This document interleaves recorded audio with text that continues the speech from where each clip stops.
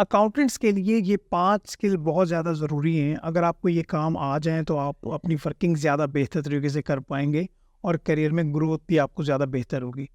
देखिए, number 1 skill की बात करें तो यहाँ पे आती है एक्सेल की वर्किंग। एज़ एन अकाउंटेंट अगर आपको एक्सेल पे वर्किंग नहीं आती तो फिर आप ज़्यादा बेहतर तरीके से अपनी जॉब परफ़ॉर्म नहीं कर सकते। अभी एक्सेल में वर्किंग करना, यहाँ पे फंक्शंस, फ़ॉर्मूलाज़, यहाँ पे आपको एजिंग रिपोर्ट्स बनाना होती हैं, यहाँ पे आपको एनालिसिस करना होता है और वो एनालिसिस अपने मैनेजर को या अपने जो भी सुपीरियर आपका बंदा होता है उसको आपने रिव्यू करवाना होता है।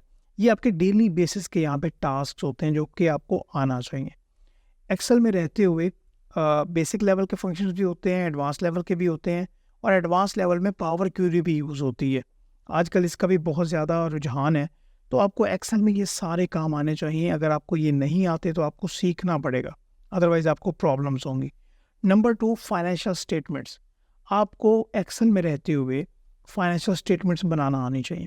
जब हम फाइनेंशियल स्टेटमेंट्स की बात कर रहे हैं तो मे बी आपके माइंड में आए कि यहाँ पे थ्योरेटिकल काम हो रहा है। थ्योरेटिकल जिस तरह से आप फाइनेंशियल स्टेटमेंट्स बनाते थे वैसे ही नहीं, ऐसी बात नहीं हो रही। जिस तरह कंपनीज की फाइनेंशियल स्टेटमेंट्स बनती हैं, जब आप ऑडिट टीम आपके यहाँ ऑडिट करने आती है और वो आपसे डिमांड करती है कि आप फाइनेंशियल स्टेटमेंट्स हमें दे दें, तो आप सॉफ्ट फॉर्म में उनको फाइनेंशियल स्टेटमेंट्स देते हैं। तो वो फाइनेंशियल स्टेटमेंट्स आपको बनाना आनी चाहिए जो कि आपके मैनेजर का या असिस्टेंट मैनेजर का, सीनियर बंदे का काम होता है। ठीक है? कंपनीज एक्ट के मुताबिक फाइनेंशियल स्टेटमेंट्स बनाना जिसमें notes, policies, disclosures, workings, fix asset की वर्किंग है, इन्वेंट्री की वर्किंग है, लोन्स की वर्किंग है, ये सारी वर्किंग्स आपको आना चाहिए। एक कंप्लीट फुल फ्लेज आपको फाइनेंशियल स्टेटमेंट बनाना आएंगी तो वो आपके लिए बहुत ज़्यादा बेनिफिशियल होगा।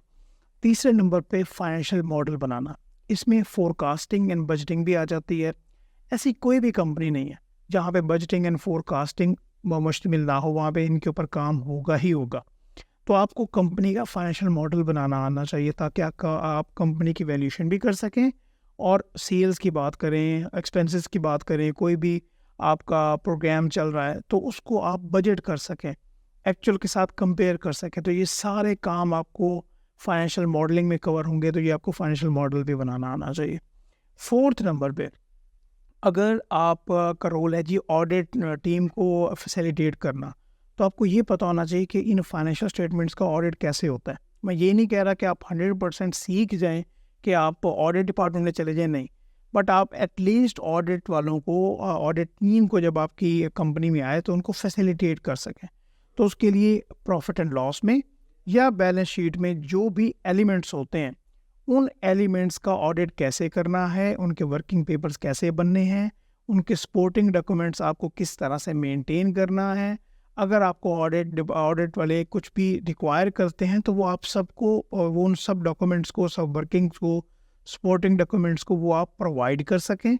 एंड लास्ट पे अकाउंटिंग सॉफ्टवेयर जिसमें क्विक बुक्स है, ज़ीरो है, सेज है, इस तरह के अकाउंटिंग सॉफ्टवेयर पे आपकी ग्रिप होनी चाहिए कि किस तरह से आप इनके ऊपर वर्किंग करेंगे।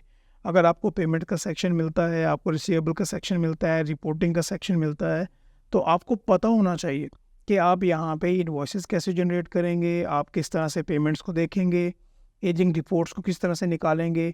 सारे काम आपको अकाउंटिंग सॉफ्टवेयर में रह के आने चाहिए। तो ये जो 5 स्किल हैं ये बहुत ज़्यादा ज़रूरी हैं। मैं आपको ये भी बताता जाऊँ कि आपको हमारे ही चैनल पे प्रोफेशनल्स लेगेसी की प्लेलिस्ट में जाएंगे तो वहाँ पे आपको अकाउंटिंग के भी ट्यूटोरियल मिल जाएंगे फ्री ऑफ कॉस्ट। वहाँ पे आपको अकाउंटिंग सॉफ्टवेयर जिसमें क्विक बुक्स, ज़ीरो, सेज, ये आपको इनके सारे कंप्लीट कोर्सेज आपके साथ हमने शेयर किए हुए हैं जो कि आपको मिल जाएंगे। वहाँ से आप इनकी क्लासेस ले सकते हैं। मोस्ट इम्पोर्टेंटली आपने साथ साथ प्रेशर हैंडलिंग स्किल्स को भी सीखना है, क्योंकि जब आप जॉब कर रहे होते हैं तो फिर वहाँ पे क्या होता है कि मैनेजर की तरफ से प्रेशर, और जब मंथ एंड पे क्लोजिंग्स हो रही होती हैं तो वहाँ पे आपका काफ़ी ज़्यादा टाइम लग जाता है। तो ये सारे काम भी आपको सीखने हैं, आपको प्रेशर हैंडलिंग को भी देखना है, फिर जाके आप अपने करियर में ज़्यादा बेहतर तरीके से ग्रो कर सकते हैं। ये वो 5 स्किल्स थी जो मैंने आपके साथ शेयर की। तो चैनल को भी आप ज़रूर सब्सक्राइब कीजिएगा। Thank you so much. इंशाल्लाह हम नेक्स्ट वीडियो में बात करते रहेंगे। अल्लाह हाफ़िज़।